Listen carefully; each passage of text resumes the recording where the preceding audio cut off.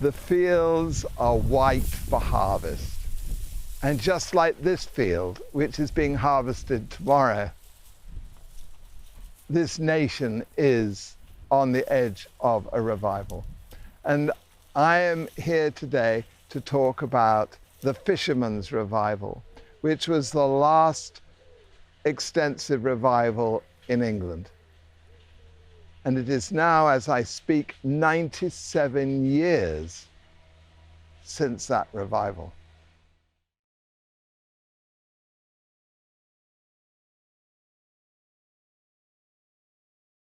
By 1920, the First World War had only been over a couple of years, and times were hard in Lowestoft.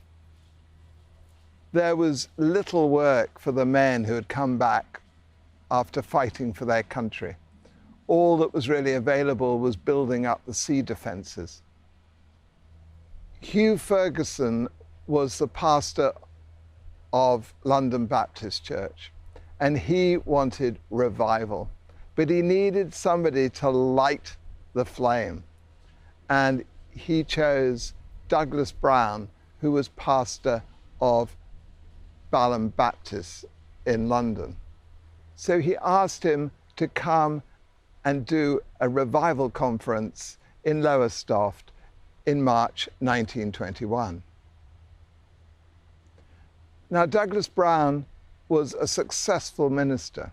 He'd been pastor of the church for 15 years, and hardly a Sunday went by when someone wasn't saved.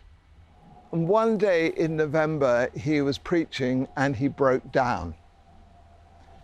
And for the next 4 months, he wrestled with God, because God wanted him to be in the mission field, and Brown did not want to go. Finally, he wrote out his resignation from the church he loved because he couldn't preach any longer. But that very night, he wrote, "I felt like I was in the embrace of Christ forever and ever. All power, love, all blessedness poured in like a deluge." I believe that what he experienced there was the baptism of fire. In Isaiah 6, you can see that God is commissioning Isaiah. And I believe that that is what happened to Douglas Brown. He was commissioned from being an ordinary pastor to being a revivalist. Brown finally got the message and he gave in. And 4 days later, he was in Lowestoft for the conference. The conference began with an evangelistic meeting on the Monday evening, and it was followed Tuesday morning with a prayer meeting, Tuesday afternoon with a Bible reading, and Tuesday evening with another evangelistic meeting. And it was on the Tuesday evening that they could tell that Holy Spirit had begun a work. The next morning in the prayer meeting, they could tell the Holy Spirit was working even more powerfully. And by the evening of the Wednesday, the dam burst and Holy Spirit poured out his glory. That evening, the church was jammed full of 750 people. And after Brown had spoken, he called anybody who wanted to submit their lives to Christ to follow him into the vestry. But there were far too many people. There were queues going down the aisles. And so they had to open up the schoolroom. And there, 60 to 70 people submitted their lives to Christ.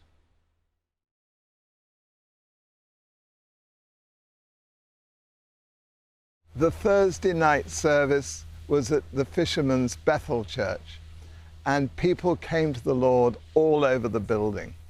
The revival had begun in earnest, and Brown was invited back the next week. The cross was central to every message. The meetings were shared around the different churches in Lowestoft.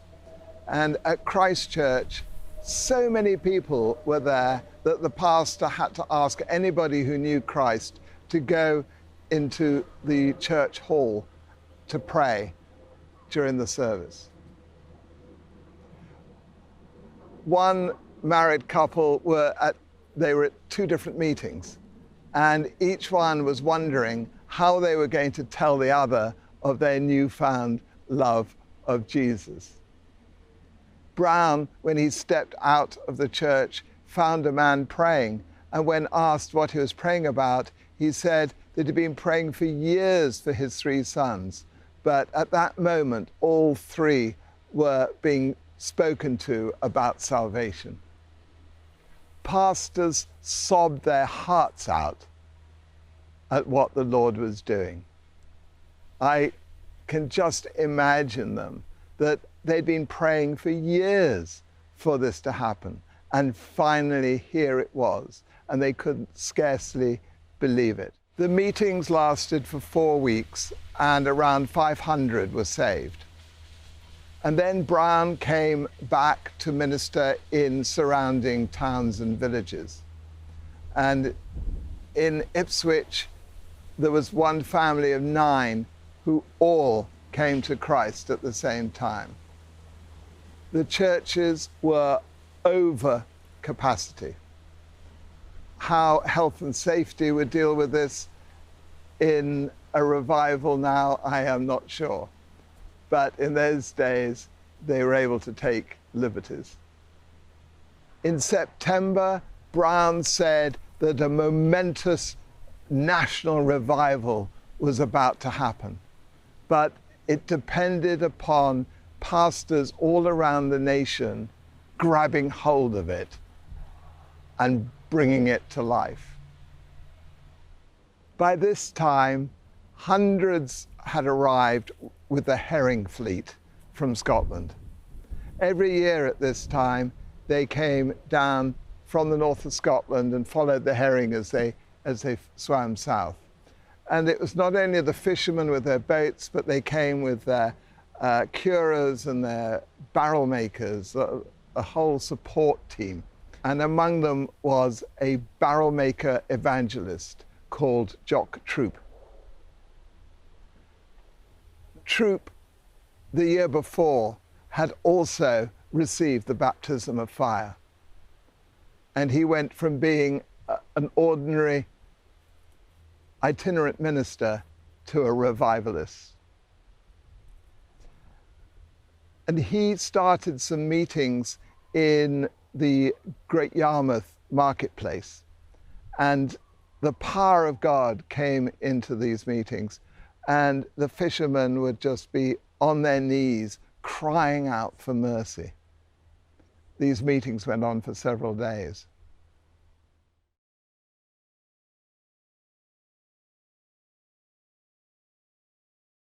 Men were saved in their ships out at sea. One man telegraphed home that he had been saved close to Knoll Lightship, and that he was the last person on board to give his life to Christ.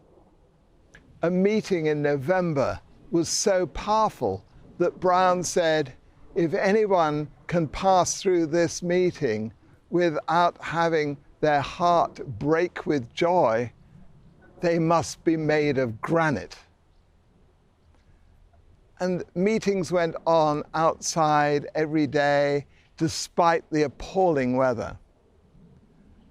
Now, the appalling weather had its advantages because it meant the fishermen couldn't go out fishing. And so many of them came to these meetings. At one meeting, despite torrential rain and a gale, 22 men fell on their knees in the wet and committed their lives to Christ.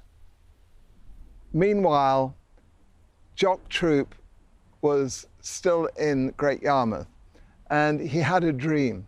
And he had a dream of a man calling him from Fraserburgh to come and minister there. So he packed his bags and he went up to Fraserburgh, which was right up the top of Aberdeenshire. And when he arrived, he started preaching in the marketplace. And a great crowd assembled. And because there were so many, they decided to move the meeting into the Baptist church. And just as they arrived at the church, a group of elders came out of the church. They had just had a meeting where they had decided to invite Jock Troop to come and minister. And one of those men, Troop recognized as the man in his dream. Troop then took the revival to many places in Scotland. Also in Great Yarmouth, there was a man called Cordiner, and the Lord told him that he had to start preaching. So on his return home to Peterhead, Cordiner began to preach. He preached along the Banffshire coast in the north of Scotland with great success. And in 2 neighbouring towns with a total population of 1,500, 600 gave their lives to Jesus. The Fishermans Revival was a significant one in East Anglia and in Scotland. But sadly, the rest of England did not listen to Douglas Brown's plea, and it never spread there. Now, as we are coming into a time, I believe, of revival, we must ensure that everybody takes part. We mustn't say in 10 years' time, oh, we didn't get the revival because pastors around the nation didn't accept it. We mustn't expect revival to come in a set format. We must be flexible, and we must be open to whatever Holy Spirit is doing, and then step into it.